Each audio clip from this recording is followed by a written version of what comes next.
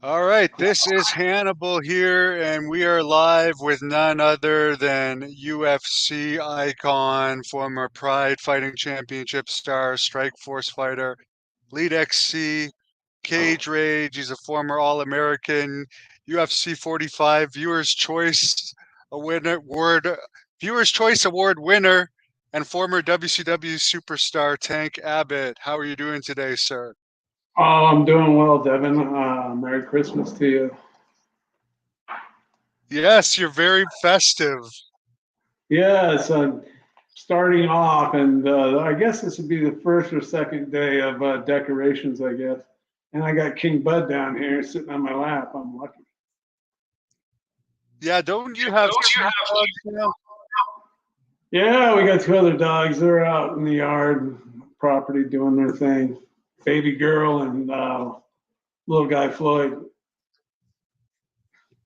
Well, to start this off, we were talking last week about WWE merging with UFC to form this new TKO company. What are your thoughts on that? Oh, I think it's awesome.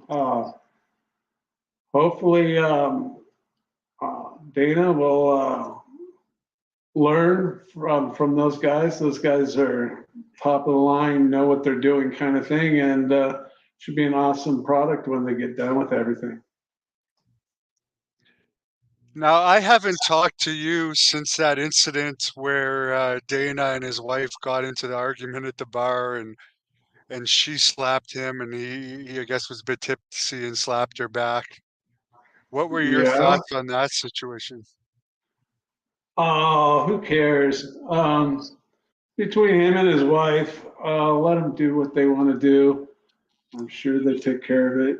It's not a big deal.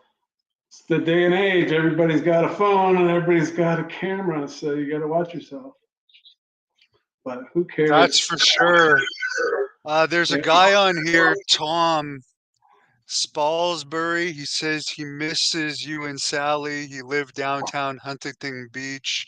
He knows you and Sally. He used to go out to Oh, El Ranchito with you. yes. Oh, Tom Tom. He was an old drinking buddy of ours. We used to hang out and have a good time with him, as well with many others. We miss you, Tom. That was Sally in the background saying she misses you, Tom Tom. And speaking of cameras everywhere, back when you were doing your bar fighting days, do you think you would have just ended up being stopped earlier if you had gone viral with all those bar fights, or would you have been like the Kimbo Slice of that era if everyone Well, had cameras back? that was a whole different day and age and time, and we kind of giggle and laugh to ourselves and say, you know what, we'd probably be in a lot more trouble than fame at that time. So I'm glad it wasn't around for obvious reasons. Yeah, there's that one famous story. I guess you were working in a liquor store and you ended up beating up one of your clients. Well, it's, Uh, yeah, it's, that it's kind of you it's kind got of in the how most trouble for that, right? yeah, that was kind of how I found the UFC. But yeah, that was it's kind of the turning point in life when all the cards are stacked against you and a fork in the road and where you're going to go. And I ended up coming home. I was working at a liquor store while I was going to college, and I was driving home. And this guy was beating up his girlfriend, and of course, no deed goes unpunished. So I tried to stop it, and he turned his anger on me, hit me, and I took care of business. And of course, I took it all the way to trial because it was the other guy's fault. But the guy was a cop's son, and they were determined to get me, and they did. And ended up getting 6 months for it. But in the long run, the UFC found me, and I took my real life fighting to the octagon. and the rest is history. There's a story one of your managers told, I guess, of you knocking out 4 guys in one fight. Is there any truth to that? I don't know if I've ever had a manager, so I'll tell you that. I know what you're talking about. That no, there's a lot of stories out there of fighting. I'll tell you one thing. I've been in over 300 altercations for sure over the years. Back before I became famous and fighting on TV, and I never really came out on the end of the short stick. There was one guy that was a full-on coward. That's the opposite of a warrior, if you know what that is. But I threw him on his back and he begged for his life. I let him up, ended up getting blindsided by a hammer. And he runs around downtown Huntington and brings that story up. Tells everything correct except the part of me letting him up and him getting a hammer out of his truck and blindsiding me. So that coward is still running around. That's the only story I ever hear about the old days with me involved. Now, I know you've had some issues with John McCartney over the years. I don't believe he's refereeing for UFC anymore. He's doing other things. Um, there was a couple controversial things with him, particularly in your one fight with Cabbage. But could you share some of your thoughts on John McCartney?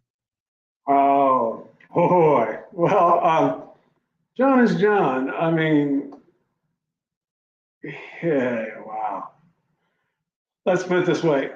I don't care about my record. Basically, it's something, it's hard to explain to somebody that's not really a fighter, but I helped that show out immensely by taking fights on short notice and all of that. And also, John McCarthy did not like me, like what I represented. He is a cop for the LA thing. I have many, many cop friends. I love the police. I'm all down with that. But Big John, he is kind of got what they call a heavy badge attitude. And he thinks he's a little righteous and he knows a little bit more in martial arts. He was as I know it, a jiu-jitsu student of Gracie's, and he was there at the very beginning with Art Davie, and they needed a ref, and they used him. But he never liked me from the beginning because I wasn't martial arts and respect and all that. I was an American wrestler and didn't have time for the rest of that. He was against me for being what I represented, being from the street and being a street fighter. And mind you, street fighting is not technique and that kind of thing. Street fighting is a mindset. And for these dilettantes and all these guys that aspire to be a fighter, you don't, it doesn't matter. Okay, so I lost my train of thought as far as these guys fight. I gotta, John is John. He just didn't like me, and I felt that I was fighting my opponent as well as Big John McCarthy. It's demonstrated on and on through all my fights. When you see me fight against Oleg, up until that fight, no one ever stopped us.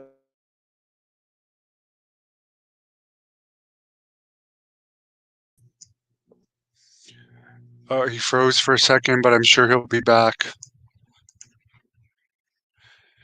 I'm sure he'll be right back. There was just a freezing, and I will ask your questions for those people that that were wondering. I think may have to refresh the page. Hold on. Oh, there he is. Sorry, Yeah. we lost you for a minute. You're back now. Yes.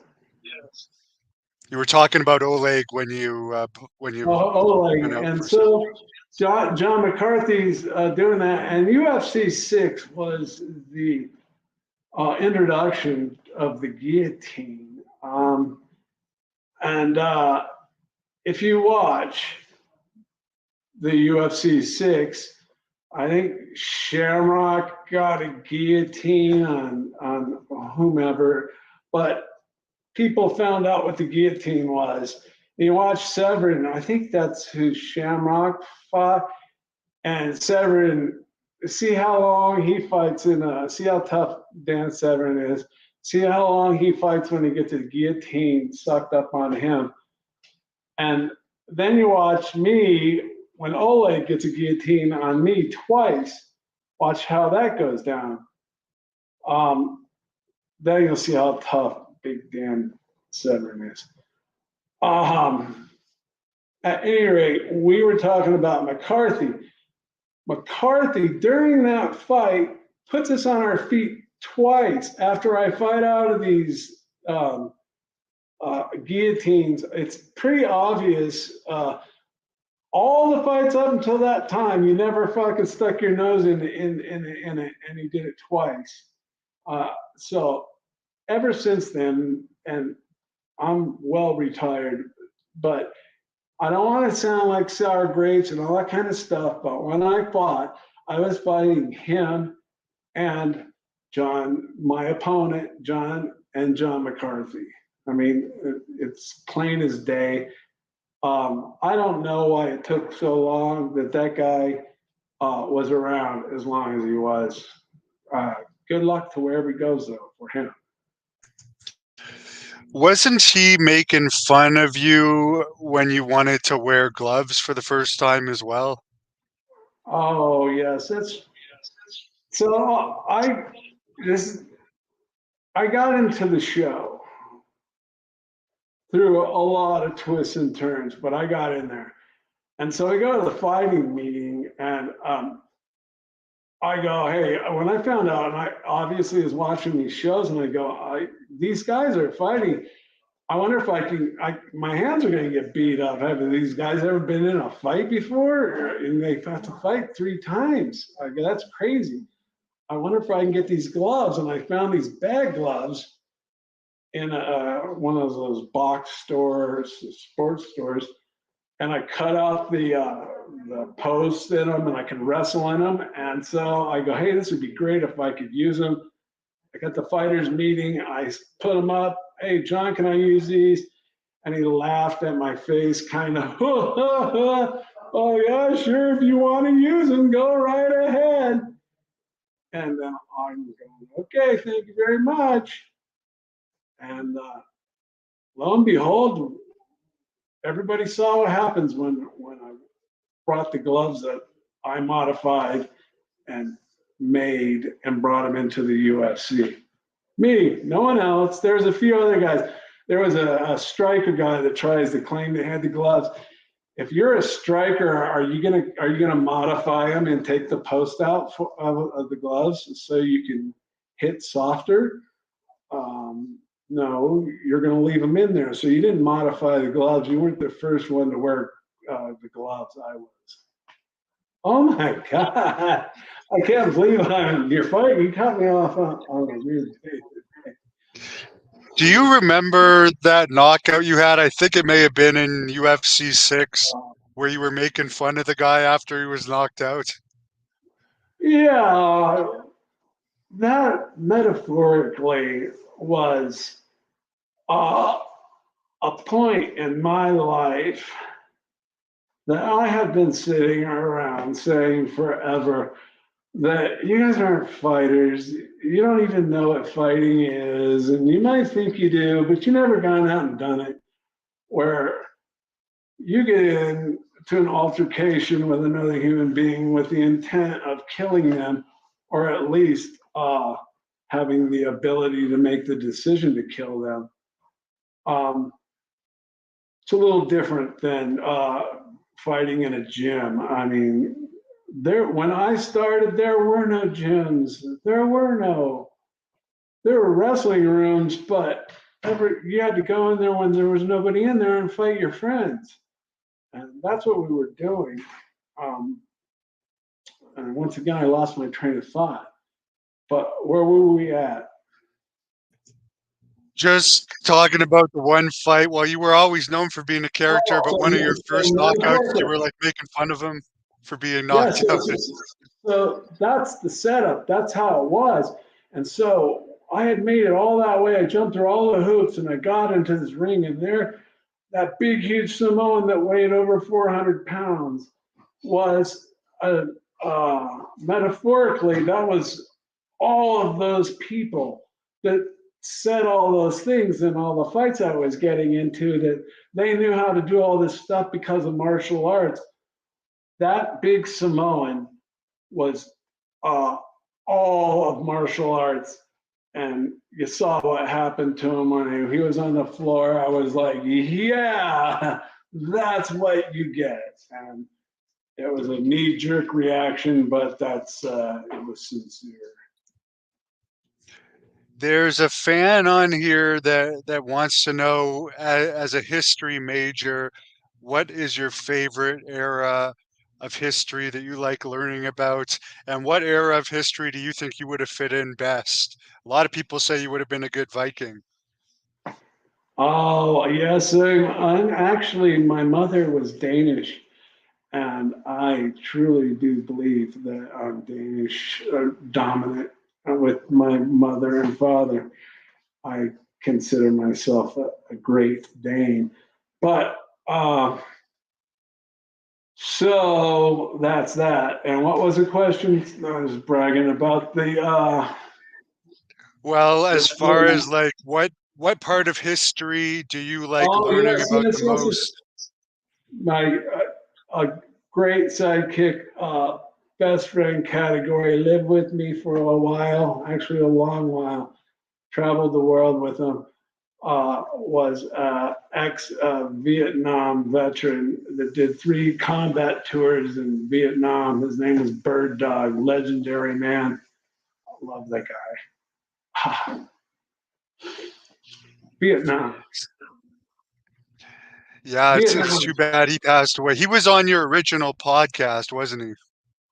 I never really had a podcast, and this guy came to the bar when I was drinking heavily, and we did some things after the fact. We go to my house, I had a big bar at my house, and screw around, but I never did a podcast with the guy. But yes, Bird might have showed up now and then. Bird was always my sidekick. He's legendary stories and legendary man. Walter Johnson wants to know, what are your thoughts on Mike Tyson? Yeah, he's a hell of a guy. What can you say? I don't know the man, but from what I've seen of him, he's a hell of a boxer. Have you been watching this Tyson Fury, the boxer, at all? Yes, I have. I actually think that I think he's a great boxer. That man, other than Muhammad Ali, is a great boxer. Did you catch his fight in Saudi Arabia against Francis Ngannou? No, I didn't. I wish I would have, but yeah, I guess it was a good fight, which is good for that Nagano guy, yeah. What do you think of guys like Ngannou that aren't signing with UFC because they don't think it pays enough and doing other stuff like boxing instead that pays a lot more? Whatever, you got to get your dough, but whatever your passion is, if you can find a way to make it work for you, it's all written, babe. Do your thing, and hope it works out for you if you're a good person. And we were talking before about your fight against Cabbage. You did end up fighting him again and knocking him out in Yeah. Hawaii. Yes, I So did. you got your You know, revenge. I call it revenge. It's just the way things happen. You know, I was thinking about that. There's no real shame in losing a fight or winning a fight. I think the hardest thing to do is to get in, walk through those doors and get in the cage. I mean, you know, it's a skill and you want to perfect your skill, but you know, fighting's fighting is it's emotional and all that kind of thing, you know. So do what you're gonna do. Somebody wants to know if you have any Scottish ancestry in you. No, none, not that I know of. Mike wants to know, would you ever accept being in the UFC Hall of Fame since you were a pioneer and you were always his favorite fighter? Oh, I don't know. I don't know. Hey, the whole Hall of Fame thing is kind of weird to me. It's just like I don't have a feeling towards it either way. It's not something I think about, or it's not something that I don't think about. I don't know how to explain it to you, but it's not like does it really matter? You know what I mean? Yeah, someone commented they've never seen you without a goatee. What's up with that? Oh man, left foot in front of right foot. You got to keep moving. I don't know, just one of those days. So hey, let's get rid of this goatee here. Been gone for a while. Undercover, no one even knows who I am. It's awesome. Yeah, do you get recognized a lot because you were one of the big superstars of the original UFC? Yeah, there was a time when it was pretty crazy, but now no one even knows who I am, and that's cool with me. Big wants to know what's your opinion of Mark Kerr, who The Rock is going to play him in a movie that they were just talking about this week. It's going into production. You know, I don't know Mark Kerr, and before I got sick and everything happened to me, I was a different person. I'd be quick to say something negative or something like that, but man, I don't know the man. I don't know anything about him, and he hasn't done anything to me. So good luck to him. A movie about your life would be very interesting. I hope somebody does that one day. Yeah, that you never know. Were you in that WCW Ready to Rumble movie at all? No, it came in after I signed up. It was just Oh, okay. and so I got the tail end with David Arquette and all that kind of stuff. But and Diamond Dallas Page, but they just completed when see the UFC was going away and it didn't have a very bright future. And then Tito's manager, him and his rich friends, that was Dana. That's why Tito got a heavy push because Dana was his manager. And then, so that's what went down. Oh my, go ahead with that. So what was the guy asking? No, that was about it. So Tito's kind of dropped off the surface of the earth now as far as fighting. I think he's opened a restaurant now or something. Have you heard anything about that? Tito, like when I was sick, that's what we were talking about. When I was sick and I was a different person, and yeah, when I was recovering, now I don't even think of the guy. What I think he moved to Florida or something like that. Last time that he was like, I think they kicked him out from being a mayor or something like that. That's been years. I haven't heard. I heard he went to Florida. I guess you just said he owns a restaurant or something. Good for him, I guess. Yeah, the last I saw, I know he had the thing with Anderson Silva, which didn't go too well, the boxing, and then he tried to get a WWE contract. He was doing videos that he was getting a WWE tryout, but nothing Oh seemed yeah, to come out of that's that. So yeah. That was all going down when I was out of the hospital, kind of convalescing at my house, and yeah, it didn't work out too well for him. But that kind of par for the course for that guy. someone wants to know who were some of the strongest kickers that you had to fight over the years. Oh, Anyone stand out? for sure, Pedro Hizzo.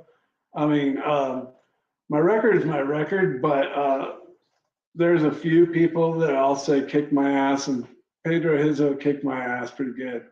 But yeah, he kicked my leg hard. But I dare to think I never got it checked that he might have split or cracked or hairline fractured my femur. But yeah, that guy could kick.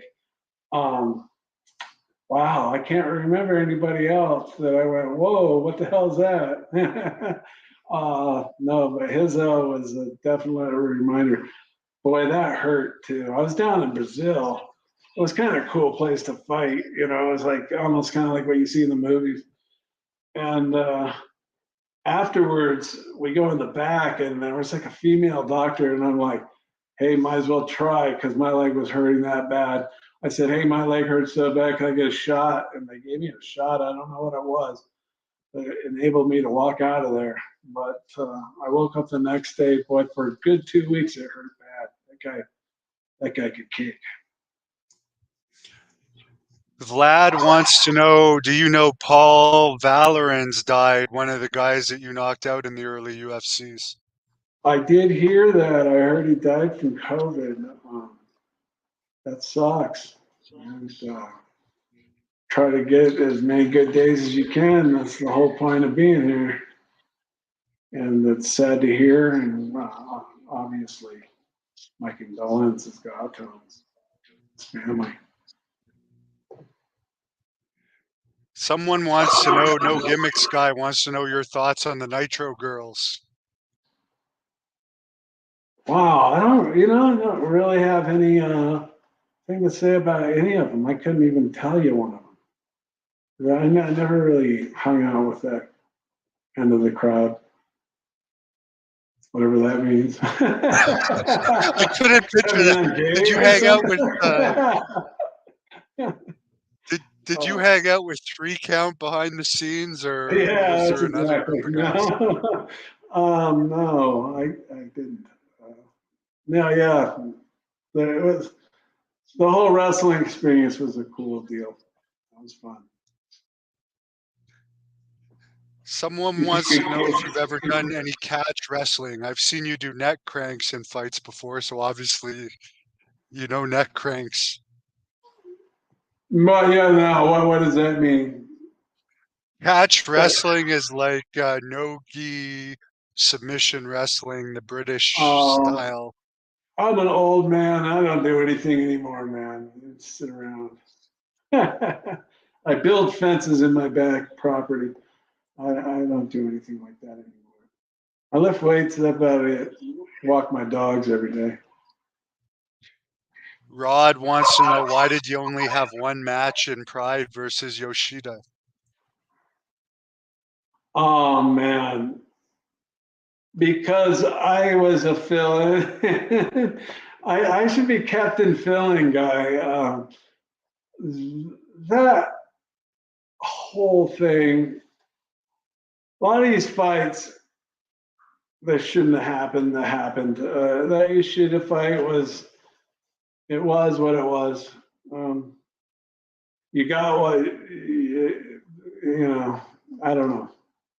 No, there was only one because the way it was structured, they were in a bind. I I was the guy to fill the spot, and it was a money grab thing for me. Do you like the tournament concept better? The when you used to first start, Yes, there was a lot of yes. tournaments. Now you don't see that. Well, yeah. So I don't pay that too much attention to it, but yeah, tournaments like this one fight deal, it didn't even exist, and weight classes didn't exist. These almost everybody in the UFC wouldn't exist nowadays. You have John Jones, that Nagano guy. Trust me, I don't know. This is some guy's cereal or something like that. Uh, that's about my knowledge of who fights nowadays. But anybody under that, truly now, you back when they had, was it Randy Couture, and he was all that. And they made a weight class for Tito because Tito couldn't play with the big boys, so they had to make a weight class for him. And he fought. I didn't even know I went to the fight, but he fought that big professional wrestler guy, Brock Lesnar. That's what weight classes are for. And I think that's what Randy Couture found out. That's why they have weight classes. And so these tournaments, you could have that Brock Lesnar guy fight in a tournament and have Conor McGregor. They could be the first fight and see what happens.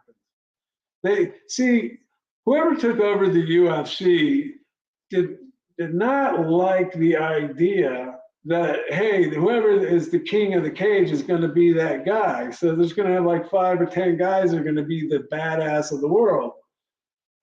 Guess what? No, it's almost like the woke took over and had weight classes now and everything else. So all these guys that have weight classes, little midgets that fight that I could beat up when I was in high school, are these guys making money, and well, that's great for them. But as far as the original premise, they fall very short. It seems that there's not as many stars these days. I mean, I could name Conor McGregor, who hardly fights, and John Jones, Yeah, uh, yeah, yeah. Francis That, Ngannou. Like, and the why do you Jake think that Paul is? guys. Yeah. Well, because it, the ultimate fighting, look, they got weight classes now, they got all this stuff. There's nothing, when I was 10 years old, I don't need to say, hey, back in the day, I'm not going to go there. But it's not the same. Whatever. It's, it's kind of the irony of it, right? The premise is who's the badass? Back when I was around. Who's the badass that can walk around? Is it Mike Tyson, the baddest man on the planet? Well, if you have half a brain, a boxer's not going to be in the top 20. So there you go. So you're gonna find out who the toughest guy is. Oh no, no, no. You have it's not woke, and I get it, but you have a wokish kind of guy. Hey, let's start weight classes. Ironically, they started a weight class for Tito. Let's start weight classes. Let's pussify this so all you others can join in. It's bullshit. Come on. You guys are pussies. You've always been pussies. When I was 10 years old, I was going with my older brother wrestling you guys. And now they made a weight class for you so you can have a participation medal. Wow. That's the truth. I think they need a lot of content now too, because they have to have shows every week. So it's the talent pool Yeah, is spread thinner and thinner. I don't know. To be honest, God, I don't watch it. But you got John Jones. He seems like to be intriguing. Who's the others? The Nagano guy. He seems to be intriguing. Uh, the little guy, McGregor, Conor McGregor. McGregor, yeah. He's funny. Then you're like, I don't know. I don't. Then they have those. Was it patty guy, patty cake dude? I don't know. Whatever. It is what it is. People are watching it. They're making a killing. Get down. Yeah, they're making more money than ever. Yeah. Hey, They're doing something hey, right. I didn't invent the wheel, but somebody did. Don't listen to me, obviously. Someone wants to know, are you listening to a lot of heavy metal these days? Oh man, I listen to absolutely everything, all the way from Morrissey to the Juggalos. Let's see, Mark Broussard, I was just at, acoustic guy from New Orleans, and then Tommy Emmanuel. I go to these places with my wife. I've been checking out, what else? The Doors and all the old standbys. You got Wes Cage. Now that guy gets down. He just came out with a new single, The Wolf, and his album, Prehistoric Technology. He gets down. That guy's talented. He plays all the instruments. He writes all the stuff. That guy's intriguing. Pretty cool cat. And then you got all the goodies, man. I love all music. It's funny, that picture I took of you with Morrissey on your TV screen, somebody actually thought that I had cut and pasted that on there as a joke Oh that you would no, listen to that. man. They, but it's Morrissey good gets music. down. Yeah, I love Morrissey. I've been listening to years and years and years, decades. I You love would Morrissey. drive around listening to that between beating people up on the streets, which is hilarious. Oh hell yeah, the Smiths. That's the soundtrack for me, the Smiths. But I did a lot of listening to the Smiths and Morrissey. I love him. And then the Juggalos, Hatchet Man, watch out. Yeah, Good the dude. ICP should do a song about you. They should have done your theme music. Oh, those guys are some good music and cool people. Do you know who Frank Dukes is? The guy that Bloodsport was based on, the movie? Can't say that I do. If I There's a do, fan asking about it. yeah, if I do, and I said I didn't know you, I'm sorry. I don't know. Yeah, he could. Well, Bloodsport was based on him in a way, but there's a lot of people that claim that his stories of all of these death fights and stuff that he alleges he's been in aren't true. So obviously you haven't heard of him. You must have seen Bloodsport though with Jean-Claude Van Damme at one point. Be honest with you, I'm not a big movie guy, like going and seeing them. Um, Ironically, I took a class in college. It was like a humanities. It covered that kind of thing, and it had to do with film watching. And obviously, I was like, "Oh, you gotta do is watch a film and talk about it." And it turned out to be a great class. I learned a lot. Never thought I would. And filmmaking is very intriguing and interesting, for sure.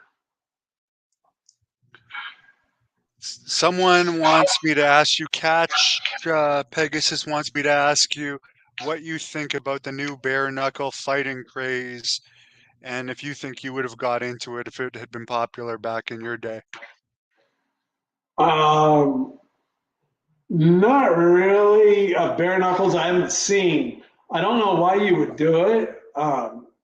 Only if you had to, like if you're in a street fight. But there's no, trust me. And when I tell you this, it's not hyperbole, and it's not like I'm making this stuff up. I've struck in over 300 people with bare hands, and I'm telling you, it doesn't feel good. I don't know why you would want to do it. I mean, so to me, it makes no sense. That's all. You're trying to one up something. What for? I mean, I don't get it. This is a good question. I'm not sure if you could answer it. Do you still drive the Mercedes after the runaround they gave you? Now, let's put it this way. It's almost settled, so I don't have a comment. Well, we wish you the best with that. Well, it's working. It's working my way. Big 21 says, do you have any stories about Don the Dragon Wilson? Oh, no, but you know what? The older I get, I kind of find, I don't know if it's a cliche or proverb, but it seems that I'm catching myself before I start going down these rabbit holes. No, I haven't seen him. I have no idea what that guy does. I wouldn't even know what he looks He's like. a kickboxer. He was a Yeah, I know he was. kickboxer. Oh, that's where I was going to go. And, you know, God, I got the parachutes on. You know, I'll just beat around the bush. Whatever. He was around for a while, and whatever. I'll just leave it. Yeah, no, I haven't seen or heard anything about Don the Dragon Wilson. He's a pretty scary guy. Thank God. As far as WCW, do you remember wrestling a martial arts guy named Jerry Flynn? Yeah, Jerry was he was in WCW. He was a cool guy. I got nothing bad to say about Jerry. No, but I don't really have anything bad to say about anybody in professional wrestling, except for the obvious ones. What was that? You know who they are. I was just wondering if you think he was like, Terry Taylor and the other guy that I don't like. But everybody doesn't like him, so I'm not like some weirdo. Everybody hates Terry Taylor, as far as I know. yeah, well, I think Larry Zbyszko might be friends with him, but that's about it. Yeah, Terry Taylor and who was the other? Oh, Lex Luger. Those are the two guys I hate from professional wrestling, but I'm not alone on that. No, there wasn't many that liked Lex, but he's changed his ways now that he got paralyzed, I think, and he found Yeah, God. well, that's a shame that it took that much to do that, but if that's true, good for him. Now, Pat Miletich just fought not too long ago in his 50s. He fought a guy named Mike Jackson, who is the guy that Well, beat CM Punk in his second fight. Pat won the first 2 rounds, but then he didn't come out for the third round. Did you see that fight or hear about it at all? that seems to be on par with his storytelling.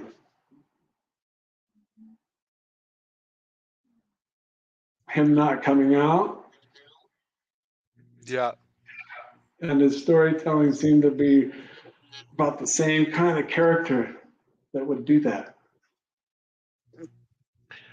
Yeah, I mean, I know he told that story about you, but there's a lot of comments. I think you won the comment section on that Oh, how that could you you would never not with run that away little from anyone. retard? Yeah. How could you? How could you not? That guy's a special kind of cat. I'm sorry to hear he couldn't make it out for his last round.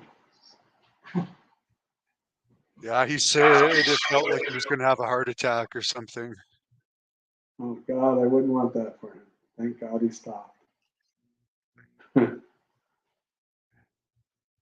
So as far as what sports you watch now, do you follow any sports or do you mostly just listen to music and Oh hang man, out with your wife? yeah, I hang out with my wife and I stare out in the mountains and meditate. I got a nice permitted fence around my property, so no one can come to my place anymore. Or you can knock on the gate. And You've obviously been here, and I just stare at the mountains and think about things and listen to music. I guess you don't miss Huntington Beach.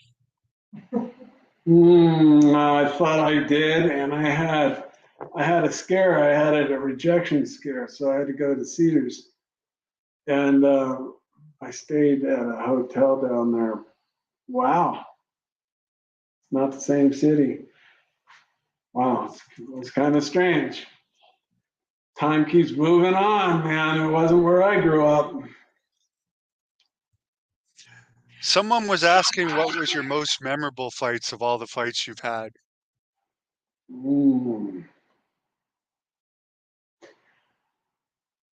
I can't really. The first UFC 6 show was my best show. Number one, because it was new. Number two, I was in shape. I could have beat anybody on that day. And if I would have had a fair referee and a guy that was fair that fought me in the finals, I would have won that fight. But there's no should, coulda, wouldas. Regardless of a W or an L, it was a great night. And that first night was awesome. I was at the tip of my shapeness. I was everything, man. That was a great night. It was the best night of my life, for sure. 7-Eleven manager wants to know whatever happened. Oh, sorry, wrong person. Town wants to know what happened between you and Boss at the airport. uh, when you find out, call me up and tell me, and then tell boss to call me to get him over. I'll agree with it. I have no idea. You want to make a story up, you might have something truth to it, like maybe me even being in the same room. I don't remember any of this. I don't remember any heat with boss reading. And for if he gets a pop off of it, get down with your big bad stuff, dude. You know, make up a good story at least. Kick me in the ass when I was running from you or something. All I can tell you is it never happened. And if it did, it was not memorable because I don't know what he's talking about. It's just Mike pretty or funny. Yeah, go ahead. Mike Brady wants to know if you've ever heard of Chopper Reed. I know you have choppers. No, I don't have anything anymore. Chopper Reed, no, sounds like a scary guy though. I don't know if there's a guy name. Chopper Reed. It's kind of ring. It's got a ring to it. Chopper Reed. You know what I mean? Don't start me laughing. J Patriot 75 wants to know who was the worst person you ever worked with. You mentioned John McCartney earlier, and you've mentioned Terry Taylor, Lex Uh-huh. Luger. I don't know if he means working with in the ring as a Yeah. wrestler or Who's the worst person I know? Wow. I know some real doozies. Wow. They know who they are. I won't even go there. All American male wants to know who would you rate beside yourself in MMA as the toughest SOB in MMA? Well, I don't know. I don't know. I don't know anybody well enough to give them a wow. That was pretty tough. Um, yeah, no, I don't know. Everybody's tough, right? Scott Ferozi? Like Dan Severn. You know, you somebody out there that should make a meme like this is tough. You like the jiu-jitsu guys? They all like their jiu-jitsu. Now that's a tough sport. But like, yeah, I'm tired. Let me tap the mat. Um, anyways, so you got jiu-jitsu. There's some passionate believers in that stuff, probably because it's so easy. But you got, my train of thought went away. Go ahead. Well, Oh, as far as jujitsu, so you got the jujitsu guys. They get Oleg, or no, it was Sever or Shamrock, one of those level guys. Shamrock, and they show Severin shoot a double leg, and you write on the meme, but how to fight a guillotine. And then you show Dan after 2 seconds start slapping the mat. Help, help, help! I'm on fire! I can't breathe! That's tough. as a guy that's been in a lot of street fights, would you recommend jujitsu for street fights with all the backfighting that they do? um, I used to hang out with people that a fight would not be like a big deal. And I never ever heard of maybe 10 people like that. Everything, oh my God, you're not gonna believe this. I got armbarred. Something I don't get me wrong, jiu-jitsu is useful, chokes and all that. That just falls into submission to me. But jiu-jitsu, if you don't know what you're doing, is very effective. But I mean, who wants to go buy a gun if you want to get in a street fight or protect yourself from a street fight? It'd be a lot cheaper than paying somebody at a jiu-jitsu place for 10 million years and genetically you can't do anything. I know you fought Bob Sapp once, I think, in pro wrestling for NWA. Did they ever try and make an MMA fight between you and Bob Sapp when he was really popular? Oh, Bob, I met Bob before Bob was Bob at the WCW power plant. And I couldn't get it. I don't know that business, but man, he just seemed like he was built for professional wrestling. And then I was in there. It was a huge facility, and he wanted to spar. And I said, "If you want to spar, I'll spar with you." And it never happened, but I filled in for him once again. I filled in fight in London, on Sky TV.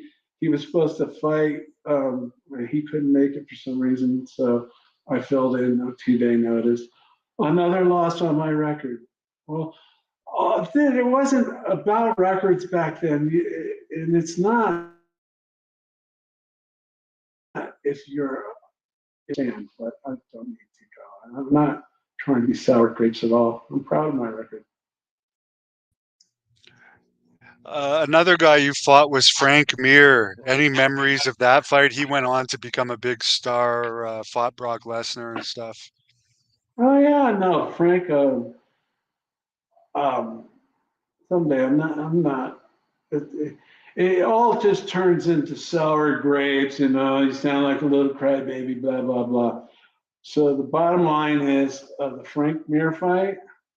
I was there physically, mentally, emotionally, and everything else. I was long gone. I wasn't even on this planet. I was somewhere else. I made a commitment. I had to show up. I did my job. I And did. you I were known, did. you would show up hurt, right? You would show up even if you needed Just surgery. about, yes, I did that many times. I was see, it was one of the fights with Coleman and fat guy Ferozzo, car salesman, fat turd dude. So I go back to fight, and these guys couldn't even put the show together, and I was the show. Only people they wanted to buy is because I was fighting, and so I go there to fight, and they go, I needed knee surgery, and I can't run, I can't do anything, and they're you're not fighting anybody tough, you're fighting a boxer, and then you're gonna fight this guy. Well, they were always trying to set me up, the management and everything else, because I wasn't a martial artist, and they didn't get that I could pull a bigger crowd than the martial art crowd could. So they're like, oh. And so I said, I'll show up and fight. And they said, you're going to fight a little guy. He's only like 200 pounds, like a French fry, something you don't have to get worried about. And I'm like, yeah, I'll show up. Well, turns out this 300-pound plus, he's like 350, is doing all this crazy shit and running around and banging around in the alternate wall. I'm going, what's that guy getting all crazy about? He's not got nobody to fight. And then 2 seconds before the fight goes down, they go, oh, sorry, you're not going to fight the 200-pounder. They're going to wheel out a 350-pound guy that's been training for you for the last 40 minutes. That you had to go fight a boxer before, and this guy's fresh that's been training just to fight you. And I'm like, what the hell are you doing that to me for? I'm here saving your ass. And they're all, oh. It was another John McCarthy, and his wife Elaine used to do all the travel, and she was kind of like the go-ahead girl for the boss, Bob. And she's running around, and then they didn't have anybody fight. They're going, oh, you're going to fight the 360-pound guy. And I'm like, going, you told me it's fighting a 200-pounder. So they got this guy that was training for me. I made it all the way through the final, sent him to the hospital, and that was the advent of judges. The first time they were judges, they should have just let us kept going. I would have beat that fat pig. Anyways, I was fat myself because I couldn't run, I couldn't do anything. But I would have done it just off of mental toughness. And that guy runs around. Then I fought him again. I did do that in a backyard in Ohio. Guy named Brian Grooms had it in his backyard, taped the whole thing. And he got bits and pieces of it, put it on the internet, and tried to act like he won the fight. That's what a clown that guy is. Anyways, they set me up for that. They were always setting me up to stack the cards against me. The guys that ran that, they were all music people. They had a head from their ass, and they would listen. All these martial art guys had their ears, and they were tweaking them, and they were doing all the dumb mistakes. They had the first clue about fighting, not a clue. But they got it to where they could to sell it for $2 million, and then Dana had a half a clue what was going on and brought it to where it is now. Are you done? You don't have any heat with Dana anymore, do you? It's all pretty much over. I never really had. I don't know them, man. I have now talked to you on this little video here longer than I ever have in my life. I don't have heat with anybody. I don't have time to have heat. I do my thing nowadays. That's it. You got heat with me? I don't care. You officially retired at 58, right? Oh, I scared my wife and said I would, if I could have a videotape and somebody wanted to start a street fight with me, I would just be in heaven.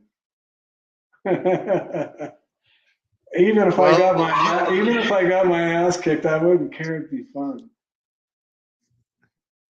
Would you do celebrity boxing? I don't know if Mark Coleman ever actually had a celebrity boxing match, but you seem to be training one. Yeah, I think fate intervened and stopped that fight from happening. And I hope that Mark thinks better of it. We're getting old, man. We don't need to do that stuff, only if we have to. Yeah, only if it was Don Fry. Oh, Fry. I don't care about Fry. I'm just I know, he's a cowboy. He's one of them crazy cowboy guys. You gotta watch out for him. But he'll be out there shoeing your horse and getting crazy and hitting it in the ribs with a short sledgehammer. Those cowboys, watch out. I live out in Arizona now. Have you seen any of Don Fry and Dan Severn's show that they do? No, like I said, I hope those guys kill it, man. I really do. I could see that going far. Isn't his son fighting? Don Fry's son? I don't know. I only met I his thought, daughter. oh, I thought I was on Reels. Or is it Sean Strickland or something like that? They act alike. I was wondering if that was his Uh, son. They say I Sean have Strickland is Don Fry's son. I thought they were related. someone someone would mention it in the comments. It's very possible. Someone says Abbott versus Ferozzo 2024. I don't Who even know if knows? he's still alive. I'll send him to the I hospital again. I sent him to the hospital twice every time I fought him. He got vertigo because I knocked the snot out of him. You got to look that up. It's Tank Abbott versus Ferozzo in the backyard. If it's unedited, he took some part of it, edited it all up and shit. What kind of sorry ass needs to go do that? Really, like, I'm gonna go take a video and then slice it up and say, look, I won. That is insanity. This whole fighting game is just has brought every possible bozo out in the world. It's unbelievable. It really is. It's unbelievable. I think he's most famous for fighting you. His fame isn't anywhere close to what yours is. Oh, that's like a narcissistic grasp at something. I don't care if anybody knows me. I wish people did. Would you ever do any more acting? You were in that episode of Friends. Would you ever do anything more? Because Well, I'm not much of an actor. I don't like really acting, but I can play myself. You know, that's not hard to do. You just got to go. Like sometimes when I was younger and before everything happened to me, I could tell what would irritate people. And that irritated people, I would do it more and more just because I didn't like that person. Now I just don't care. I just don't even give you the time of day. Go have a good life. you're a true I don't know heel. how I done it, but I digress from acting. I'm not much of an actor. I don't act. I just can't. But I can play myself. I Now could you told act, but I just, I don't know how to explain it. It's not something you I told go and do. I would go out to do. Wouldn't search for it. right, but if they went out and asked you, you would do it for the right Yeah, money. you're like, don't be expecting anything. Yeah. Now you told me your two of your favorite movies were Leaving Las Vegas and Barfly. I still haven't got to see Barfly. It's hard to find on the internet. But Leaving Yeah, Las man. Vegas, You know what? I got a copy of that on a DVD. And I shouldn't say this, but I gave it for use to a bartender that I didn't like, and he didn't like me, but that didn't stop my empathy from giving it for him to use. And he put a different one back in to give it back to me. And I haven't seen it since, but yes, that's an awesome movie. what do you think of Mickey Rourke and Nicolas Cage inside and outside of acting? Well, Mickey Rourke, I don't know anything about, and all these other people that are famous. If you don't know them, so you can't really make a judgment on them. As far as movies go, God, they're awesome movies. Knowing, living that lifestyle of leaving Las Vegas, that is the whole movie, all the way to dying, is pretty accurate. I know from firsthand experience. How's your health holding up these days? You were on the edge of death a couple times there, and you had Yeah, your biggest fights of your life. yeah. I did my time, boy. I died. I did over 100 days or somewhere around there. Wait a minute. get exactness here. In 128 days, my wife said in ICU, and on and on and on. It's been a long. I never thought I'd feel like this again. I do. I'm so lucky and very disciplined and held myself together. And I'm in a great place right now.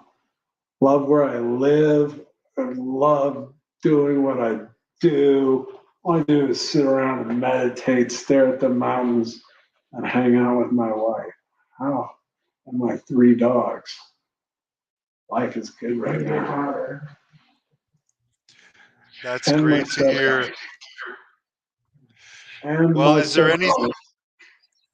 and your wife is doing well, I see. I see your pictures and you guys seem to be going on nice hikes and stuff and enjoying Oh yeah, living.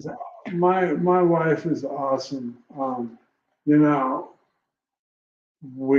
I don't know if it's our lucky or whatever, but yeah, we're lucky for sure. But basically, you get a death notice, and you sit around for like a year and a half and die with your wife. You know, gives a whole new perspective on everything. But yeah, we're really close. There's a fan on here that wants to know back before all that happened in the 90s and 80s, what was your favorite beer? Did you have a favorite beer? I named my dog after it, Adolf Coors. I used to drink Coors like a madman. I should have had stock in it if they're public. But yeah, no, Coors was my beer. Then I stumbled into a Stoli bottle and it was all over with. Man, it was a great time. You know, and I know people that have terrible things happen because of alcohol and abuse and everything else. But I'm telling you, I had a great time and I'm so lucky to be alive. And it, Well, you're a good person and you deserve to be alive. Someone wants to know, did you get to party while you were down in Brazil? oh yeah, partied everywhere I went, man. I wasn't a road warrior like these professional wrestlers were, but I made it just about every state, and I spent every night in every state, and I partied in every state, and I partied in every country I went to. Yes, this Brazilian steakhouses. You know what? It was all just a giant blur with a crazy uh, movie-like setting in the middle of an arena down in Sao Paulo with all these crazy people and fighting some guy that's trying to kill you, just hitting you, kicking you with a like a boat or across your quadricep. Man, I still can feel it today, man. That guy did an awesome job that night. It was Were but you Brazil. always were you the type that would drink but you'd still remember everything usually? No, not really. Well, yeah, whatever. I was drunk all the time, but I wasn't one of those guys who know he's drunk right now. I was like, hey, let's have a good time. I'm down having a good time, man. I had the most craziest good time you could ever imagine. Just like everybody does when you party. Man. I just had more weekends than most, man. I was rolling one after another, and I had a lot of fun. Man, too bad my physical body couldn't keep up. You know, a lot of people get down on alcohol, and by right they have every right they should. But you know, if you're a bad person to begin with, and you start out in alcohol, like if you have something bad in your head that you want to say, you end up saying it because you drink and all your inhibitions are gone. If you're a bad person, the inhibitions that try to keep you normal go away. You just turn into the dick that you are. So don't blame it on alcohol. You're just a fucking dick. That's it. So if my body could physically hang with drinking alcohol, who's to say if I would be drunk right now? But you put that thing out, you're going to drink it, you're going to die. I put that bottle down. But it's nice to see you so happy and doing great with your wife and everything. Rod wants to know if you have any regrets in your life. You don't seem like someone that has any regrets. Oh, even when you put a little hang on it, say, "Wow, I wish I would have done that." There's a few things, but they're minuscule and nothing that affect my life. God, like, why did I do that? That wasn't dumb. And then that wasn't right. That was a dumb move. But then you find out later down the road that it meant something. Uh, it's kind of weird after everything happened to me. I became spiritual where I didn't think I would before, ever. Never even thought like of having all these weird thoughts of what are you doing and who are we, nihilistic and everything else. Why are we here? This weird stuff. Well, let's hear it. You're a smart guy. What's your theory from your meditations and spirituality research? Do you Oh just rot man, away when you die? yeah, but everybody's got their thoughts, so it doesn't really matter. And if you go down that thing, because I think that, you might go, oh, I think like that too. It's so weird. It's your own journey, man. You know, there's no right, there's no wrong. Oh, I wouldn't do that. Well, I wouldn't do that. It doesn't. Live and let live. I don't care what you do. Just don't bother me. I don't bother you. These guys want to, Very, very good advice. yeah, you know what? I don't bother anybody, and I don't try to bother anybody else. And you know what? That's where everything comes from. People trying to bother people. Oh, narcissists running around trying to run people's lives and have them do things for their own good. All they need is a good ass kick. And you know what? I didn't realize it at the time, but I was beating up narcissists, little smart ass punks that need that good ass kicking. I gave it to them. I would, you know what? I thought about long and hard many, many times. Would you still beat up all the people you beat up in your life? And under the circumstances for why I put my hands on other people, I would do it again. I haven't gotten to that point. Who's to say that I get to that point and I could be forgiving? I don't think I could. But I'm not saying that I can't or couldn't happen. Very interesting. Well, I thank you for doing this interview and catching up with us. You're a very, very interesting person and always have great stories. Well, you guys got to check out Before There Were Rules, man. I'm telling you. I know I'm not a reader either. I wrote the book and I don't know if I've read it all. It's on But, Amazon, right? Let me look up the yeah, link right now. it's all on Amazon, and I like to say it's a real, made-up story.